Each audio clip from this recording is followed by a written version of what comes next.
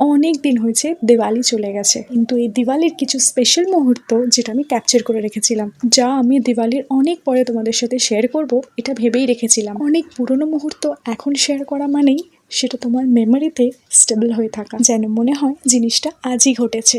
এই যেমন ধরো, দিওয়ালিতে আমার মেয়ে পাড়ার ক্লাবের পুজোতে কবিতা বলেছে, মিউজিক্যাল চেয়ার খেলেছে, সেগুলো তো কবেই হয়ে গেছে, কিন্তু আজকে দেখলে মনে হচ্ছে এই তো জিনিসটা তো কালকেই হলো, যেটা আমি তোমাদের সাথে শেয়ার করছি।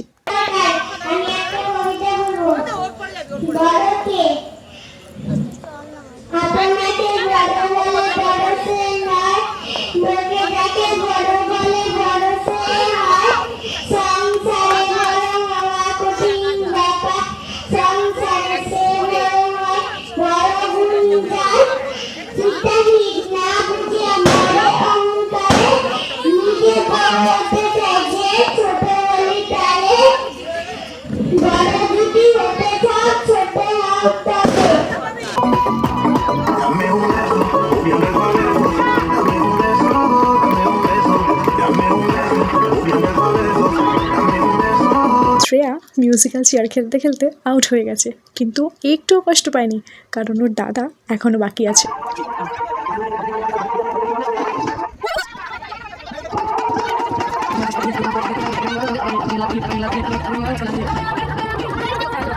দুজনের রাউন্ডে ওর দাদা কেল লাফাতে করেছে, যেটা দেখে আমার মেয়ে তো খুবই খুশি হয়েছে, যেন খেলাটা ওই জিতেছে। এটাই তো হলো খেলার মজা, নিজে না জিতেও যদি নিজেদের লোকরা জেতে তাতেও খুশি। এরপর ওরা বাড়িতে গিয়ে যেই কটা বাজি এনেছিল সব কটা ফাটিয়ে খুবই মজা পেয়েছিল, আনন্দ পেয়েছিল। এরপর দিওয়ালির জন্য আমাদের শোরুমে দুটো গিফট বক্স এসেছিল। প্রথমেটা এতটা সুন্দর আর হেভি ছিল যেটা তোমাদের সাথে শেয়ার না করে পারলাম না। তার মধ্যে ছিল 3 টাইপস অফ নাটস অ্যান্ড কিশমিশ, যেটা আমরা অলরেডি খেতে শুরু করে দিয়েছিলাম। আর সেকেন্ড প্যাকেটটাও খুব সুন্দর ছিল, যেটার মধ্যে ছিল একটা দিওয়ালি উইশেস, কাজু, কিশমিশ আর আলমন্ড। যেটা আমার সব থেকে বেশি ভালো লেগেছিল সেটা হচ্ছে এর উপরে থাকা লেখাটা, যেটা ছিল উপহার by Wonderland. This festive season gift, more than just sweets, share moments, memories, and a handful of wholesome joy. A vibrant mix of nature's finest, almond, cashew, raisins, and love.